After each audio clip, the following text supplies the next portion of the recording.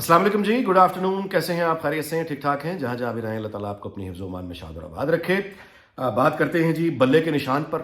मिलना है, नहीं मिलना है, क्या होगा, क्यों पागल हुए पड़े हैं सारे के सारा पीटीआई के बल्ले का निशान जज्बाती। और इस पागलों के शोर में, जुनूनियों के शोर में एक दो आवाज़ें हैं जो कोई अकल की बात करती हैं, लेकिन उन अकल की को फ़ायदा नहीं होगा क्योंकि इतने पागलों में एक दो होशमंद लोग उनको बर्बाद कर दिया जाएगा। करते हैं बात इस पे। इमरान खान ने जो इकोनॉमिस्ट में मजमून लिखा है, उस मजमून लिखकर उसने वो तमाम लोग पीटीआई के जो इस्टेब्लिशमेंट के साथ चीज़ों को बेहतर का लफ्ज़ तो इस्तेमाल नहीं करना चाहिए, नॉर्मल होने की तरफ जो कोशिशें कर रहे थे कि हो जाए, वो उनकी तमाम कोशिशों के ऊपर कुल्हाड़ा इमरान खान ने जेल में बैठ के मार दिया है। ये बिल्कुल वही हरकत है जिस तरह वज़ीर आज़म हाउस से निकलकर इसने अपना बेड़ा गर्क किया, जिस तरह अपनी हुकूमत का बेड़ा गर्क किया, जिस तरह अपनी पार्टी का बेड़ा गर्क किया। ये इसी रास्ते पर चलता हुआ अब पीटीआई के उन कोशिशों का भी इसने बेड़ा गर्क कर दिया। और अब इसका अंजाम क्या होगा?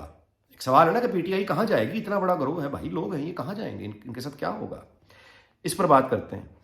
और फिर ये कि हैरत होती है कि यानी एक तो नौजवान नहीं कहना चाहिए, बच्चा कोई हो ना जी, 7-8 साल 9 साल का, वो ये अगर कहे कि उसने बैटमैन देख ली है, सुपरमैन देख ली है और वो भी अब छलांग लगाना चाहता है 10वीं मंजिल से, तो उसको आप रोकते हैं, जाहिर है। लेकिन काबिल फहम बात है कि बच्चा मुतासर हो गया। मैच्योर लोग अगर इस तरह की हरकत करें तो फिर आदमी यानी हैरत का इजहार करता है। प्रोपेगेंडा, झूठ, फिल्में, कहानियां, अफसाने और बार बार झूठ का दोहराए जाना ये पुख्ता जहनों को भी मुतासर करता है। जाहिद हुसैन साहब एक सीनियर जर्नलिस्ट हैं, मैं उनका एक क्लिप सुन रहा था, मुझे हैरत हुई है कि जाहिद हुसैन जैसा बंदा भी कह रहा है कि जो जुल्म इस वक्त एक सियासी जमात पे हो रहा है, ऐसा माजी में कभी नहीं हुआ। यानी आने वाले इलेक्शन में से पहले एक सियासी जमात के साथ जो हो रहा है, पाकिस्तान के माजी में इसकी कोई मिसाल नहीं मिलती। ये होती है झूठे प्रोपेगेंडे की ताकत। अब करते हैं बात इस पर। सबसे पहले तो बल्ले की बात ये है भाई, दोबारा से मैं गुजारिश वही करूंगा कि ये सारा शऊर जो जज्बाती, ये जो हमलावर ताकत के जरिए इख्तिदार पर कब्जा करने की ख्वाहिश, ये जो दिल में लिए बैठे हुए लोग हैं, हर जगह बैठे हुए हैं, ये बड़ी डीप पेनिट्रेशन है इनकी।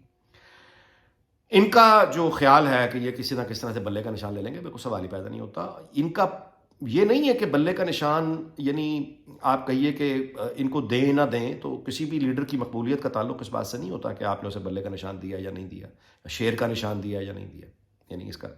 लेकिन इनका मामला वो नहीं है। इनका मामला है कि मार्च में सेनेट के इलेक्शन है, तो अगर इनके उम्मीदवार बल्ले के निशान के बगैर वो मुंतखब होकर आगे आ भी गए तो सेनेट में फिर क्या होगा? यानी वो है इनका प्रॉब्लम। अच्छा, चूंकि इन्होंने खुद 2018 में नून लीग के साथ इस ग्रोह ने ये किया हुआ है, यानी ये कि नवाज शरीफ को जब नाअहल करार दिया बतौर पार्टी चेयरमैन, तो उसके दस्तखत से जो टिकट इशू हुए थे सेनेट के, वो लोग गोया आज़ाद हो गए, पार्टी डिसिप्लिन से आज़ाद हो गए। उसके बाद जो फिर हॉर्स ट्रेडिंग हुई, जो इन लोगों ने जो फसाद किया सेनेट में, अब चूंकि इन्होंने खुद किया हुआ है तो इनको ये मालूम है कि सेनेट से हमारी झाड़ू फिर जाएगी। ये है जिसकी वजह से ये चीखें मार रहे हैं। मिलना इनको बहरहाल नहीं है। वजह क्या है? वजह बार बार वही है कि आप बगावत कर बैठे हैं, और बगावत में अगर आप कामयाब होते तो आपने इनमें से किसी को नहीं छोड़ना था, जिनसे अब आप रहम की उम्मीदें लगा के बैठे हुए हैं। तो ये पागलपन है।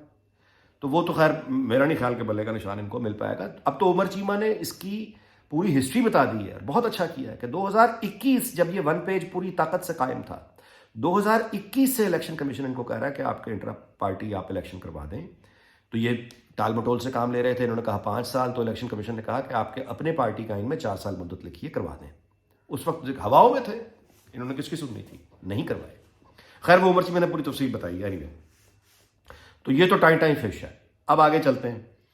ये कोशिशें, ये जो मजमून छाप दिया है इकोनॉमिस्ट, कोई मामूली, एक तो ये कि मैगजीन नहीं है, ये ज़ाहिर है अशराफिया बरतानवी और दुनिया भर की, उसमें बड़ा संजीदगी पढ़ा जाता है।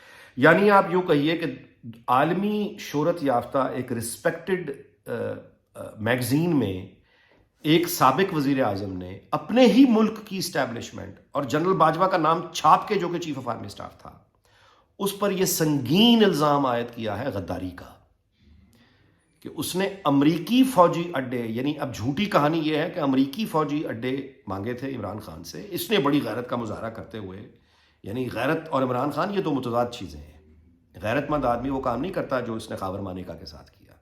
गैरतमंद आदमी कभी ये नहीं कहता रिकॉर्ड पे कि यू टर्न लेना तो अच्छी बात होती है। غیرت مند آدمی اتنے جھوٹ نہیں بولا کرتا، لیکن خیر وہ پوری طرح میں کہاں تک آپ کو، لیکن ثابت یہ کر رہا ہے کہ میں بڑا غیرت مند تھا تو میں نے وہ فوجی اڈے نہیں دیے، اور پھر اس لیے میری حکومت ہٹا دی گئی امریکن ایجنڈے کے تحت. یعنی یہ اس بین الاقوامی فورم پہ جا کے پوری دنیا کے سامنے گواہی دے رہا ہے، انکلوڈنگ انڈیا، انکلوڈنگ اسرائیل، انکلوڈنگ ایران، انکلوڈنگ پوری دنیا کے سامنے. یہ وہی امبیرسمنٹ ہے جس نے بطور وزیر اعظم ایم بی ایس کو شرمندگی اٹھانی پڑی اور وہ وغیرہ پاکستان کو اٹھانی پڑی. یہ اسی راستے پر چل رہا ہے ابھی تک. تو اس نے گواہی دی ہے کہ اس کے اپنے ملک کی اسٹیبلشمنٹ پاکستان کے ساتھ نہیں ہے، وہ تو امریکی ایجنڈے پر چلتی ہے. اب جو آدمی اس معتبر فورم پہ جا کے اس طرح کی باتیں لکھ کر بیان کر دے، اس پر آج کی اسٹیبلشمنٹ ہو یا 10 سال بعد کی اسٹیبلشمنٹ ہو، اس آدمی پر کون اعتبار کرے گا؟ جھوٹ بول رہا ہے لیکن بول رہا ہے. اچھا، اب جنرل باجوہ ہو یا اسٹیبلشمنٹ ہو، کیا برطانوی عدالتوں میں لے کے جانا چاہیے اس کو؟ یہ ان کا فیصلہ ہوگا. اس کے مطلب ہے رائے دو طرح کی ہے. نمبر ایک کہ برطانوی عدلیہ میں اس کو لے جائیں، اکانومسٹ کو بھی اور اس کو بھی. اکانومسٹ کا تو کچھ نہیں بگڑے گا کیونکہ انہوں نے اپنے لیے ایک راستہ نکال لیا کہ اس کے مضمون چھاپ کے، جو ان کی ذمہ داری تھی کہ انہوں نے ساتھ یہ چھاپا ہے کہ امریکی دفتر خارجہ اور پاکستانی دفتر خارجہ دونوں اس کی تردید کر رہے ہیں، تو انہوں نے تو اپنے لیے ایک راستہ رکھ لیا. تو وہ تو میرا خیال زیادہ اس کو عمران خان کو البتہ گھسیٹا جا سکتا ہے برطانوی عدالت میں، جہاں پہ یہ مضمون چھپا ہے کہ تم نے یہ جو کچھ لکھا ہے اب اس کو ثابت کرو. اب یہ ایک طریقہ ہے، لیکن اس طریقے پر چلنے سے اب یہ ان کا فیصلہ ہے کہ عمران خان شہرت میں رہے گا، خبروں میں رہے گا، جب تک وہ مقدمہ جب چلے گا، اس کی ہیئرنگ ہوگی، وہ یہ خبروں میں رہے گا. دوسری رائے یہ ہے کہ وہ پہلے جیل میں پڑا ہوا ہے، پڑے رہنے دیں، جسٹ سلیپ اوور اٹ. ایک ایلیگیشن اس نے لگایا ہے، جب یہ طے کر لیا ہے کہ پاور میں اس کی واپسی نہیں ہوگی تو نہیں ہوگی، اب یہ بولتا رہے. دوسری رائے یہ ہے، دیکھتے ہیں، یہ انتخاب اب ظاہر ہے طاقت والوں نے کرنا ہے. آگے چلتے ہیں جی. جھوٹا پروپیگنڈا اور یہ کہ پی ٹی آئی کا مستقبل کیا ہوگا. میں کوئی طوطا فال نکالنے والا آدمی نہیں ہوں، نہ میں نجوم وغیرہ پر کوئی مطلب ہے کہ معاملہ ہے میرا. میں تاریخ کا ایک ادنا طالب علم ضرور ہوں.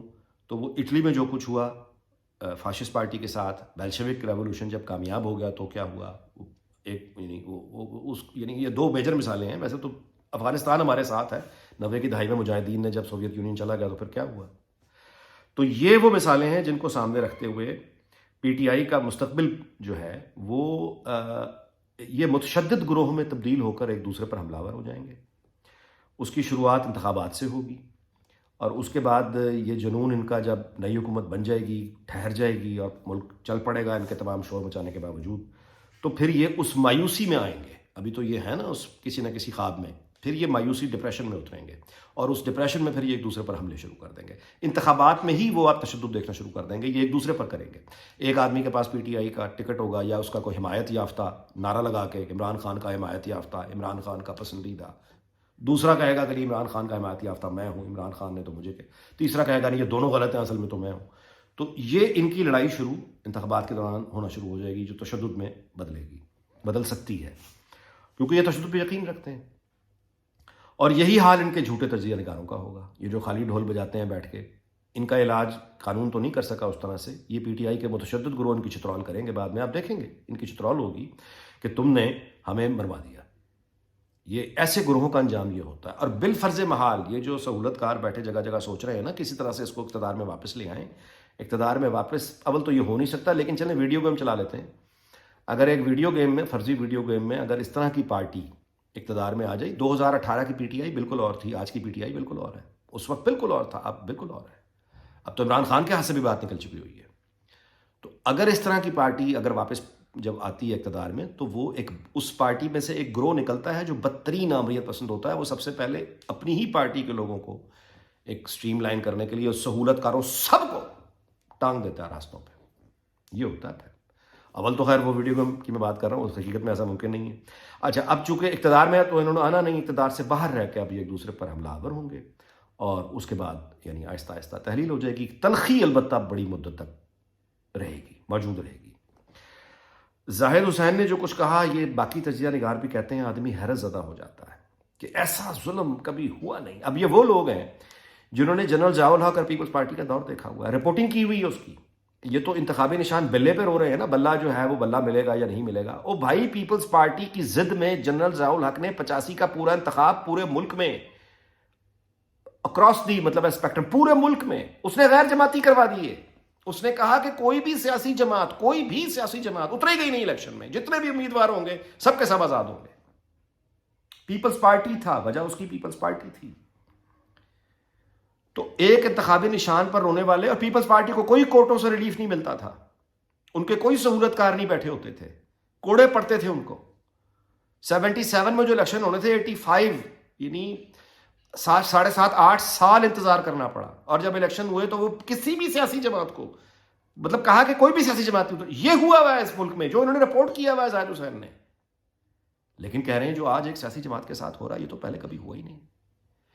مشرف اور نون لیگ کا دور یاد کر لیجئے, پوری کی پوری پارٹی یعنی لیڈر اٹک قلعے میں, پورا خاندان کے لوگ اٹھا لیے گئے, معلوم ہی نہیں ہے کہاں پہ, اور پوری کی پوری پارٹی اٹھا کے ایک نئی پارٹی تشکیل دے دی گئی, کنگز پارٹی, جس کو نام ملا کیوں لی. اکا دکا جو پیچھے لوگ رہ گئے, یعنی ان کے ساتھ جو ہوئی وہ سب کا سب ان لوگوں نے رپورٹ کیا ہوا ہے. اور اس زمانے میں یہ اس کے یعنی اس رویے کو اس زمانے میں یہ خلاف لکھتے تھے. میں یہ نہیں کہہ رہا کہ یہ اس کے حق میں لکھتے تھے, لیکن رپورٹ تو کیا ہوا ہے. لیکن آج کہہ رہے ہیں کہ جی یہ آج کل جو ہو رہا ہے یہ تو کبھی ماضی میں ہوا نہیں. یہ ہوتا ہے جھوٹا ڈرامہ, افسانہ, پروپیگنڈا. ایک جھوٹ بولے جاؤ تو زاہد حسین جیسا تجربے کار آدمی بھی ریکارڈ پہ کہہ رہا ہے وائس آف امریکہ پہ کہ ایسا تو پہلے کبھی ہوئی نہیں. اس طرح کی باتیں کر کے آپ صرف یہ بتاتے ہیں کہ یا تو اب آپ کی یادداشت جانے لگی ہے, تو اگر جانے لگی ہے تو پھر آپ ریٹائرمنٹ لے لیں, مطلب اب معافی کر دیں. کیونکہ اس طرح کے لوگ بھی اگر پروپیگنڈا کے ذہن میں آ کے اس طرح کی باتیں کریں گے تو ان کی باتوں کو سنجیدہ سمجھنے والے 4 لوگ ہوں گے نا جو کہیں گے کہ ہاں یہ ٹھیک کہہ رہا ہے. اب زاہد حسین کی بات سن کے کوئی نوجوان یہ بلیو کر لے کہ ہاں واقعی جی آج کل جو پی ٹی آئی کے ساتھ ہو رہا ہے ماضی میں کسی کے ساتھ ہوا نہیں, تو اس نوجوان کو گمراہ کرنے کے یعنی اس کا ذمہ دار زاہد حسین بھی ہوگا نا. یہ سارے خود کو رسپیکٹڈ کہلاتے ہوئے لوگ جو بظاہر پروفیشنل ہونے کا دعویٰ کرتے ہیں, یہ بھی اگر جھوٹ بولیں گے, جھوٹ کے بہکاوے میں آ کے, تو ان میں اور کسی پروپیگنڈا کرنے والا یہ جو اپنا یہ بھٹی برادران یا اس طرح کے جو قبال ہیں, ان میں پھر کیا فرق رہ گیا. افسوس ہے. اس دعا کے ساتھ کہ اللہ تعالیٰ پاکستان, اس کے تمام ہمسایوں, دنیا بھر کو شاد اور آباد رکھے. آپ سے اجازت چاہتا ہوں, اگلے ویلاگ میں ملاقات ہوگی. اپنا بہت خیال رکھیے گا. اللہ حافظ.